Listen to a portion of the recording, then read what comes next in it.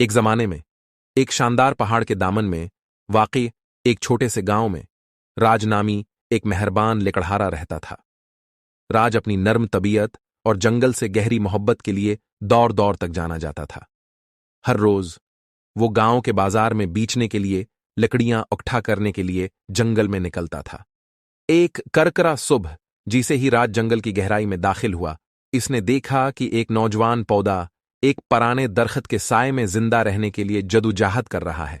इसके पत्ते मरझा गए थे और ये कमजोर दिखाई दे रहा था। राज पौधे की तकलीफ को बर्दाश्त नहीं कर सकता था, इसलिए उसने एहतियात से उसे खोदा और उसे धूप वाली जगह पर लगा दिया। हर रोज उसे पानी दिया। जैसे जैसे दिन हफ्तों में और हफ्ते महीनों में बदलते गए, पौधा एक मजबूत दरख्त बन गया। उसने अपनी शाखें चौड़ी और ऊंची फैलाई हैं, जो बेशुमार परंदों और जानवरों को साया और पनाहगाह फराहम करती हैं। जंगल परवान चढ़ा और उसकी खूबसूरती परवान चढ़ी।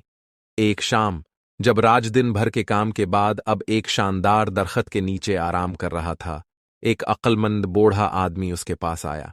इसकी लंबी बहती हुई सफेद दाढ़ी थी और उसकी लकड़ी से बनी लाठी थी। मेहरबान, बूढ़े ने कहा, मैं कोई आम आवरा नहीं हूं, मैं जंगल का मुहाफिज हूं और मैंने उस पौधे के साथ आपकी बेलूस शफकत का मुजाहिरा देखा है। मेरे पास आपके लिए एक तहफा है। अपने अमले की एक लहर के साथ बूढ़े ने दरख्त को एक शानदार चमकदार दरख्त में तब्दील कर दिया, जिसमें सोने के पत्ते और चमकते हुए जीवरात से मजीन शाखें थीं। आज से, बूढ़े ने आगे कहा, यह दरख्त आपको हर साल एक ही ख्वाहिश देगा। दानशमंदी से इंतखाब करें, क्योंकि उसका जादू आपके दिल की हकीकी ख्वाहिशात पर पाबंद है। राज इस गैर मुतवक्का तहफा से आजिज था, लेकिन उसे समझदारी से इस्तेमाल करने का अज़्म किया। कई सालों से उसने सूची समझी ख्वाहिशात की जो उसके खानदान और बरादरी के लिए खुशी का बायस थीं। वो बहुत सारी फसलों, अच्छी सेहत और यहां तक कि अपने गांव की खुशहाली की ख्वाहिश करता था। एक साल ताहिम जैसे ही राज शानदार दरख्त के सामने खड़ा हुआ, इसने अपनी जिंदगी के दौरानिए पर गौर करने के लिए रखा। इसने महसूस किया कि इसकी तमाम ख्वाहिशात बेलोस और दूसरों के फायदे के लिए हैं। इस बार इसने खुद दरख्त की ख्वाहिश की और कहा कि वो अपनी फितरी हालत में वापस आ जाए। चमकती हुई चमक के साथ दरख्त अपनी उसली शक्ल में वापस आ गया। बूढ़ा दोबारा नमूदार हुआ और इस बात में सर हिलाया।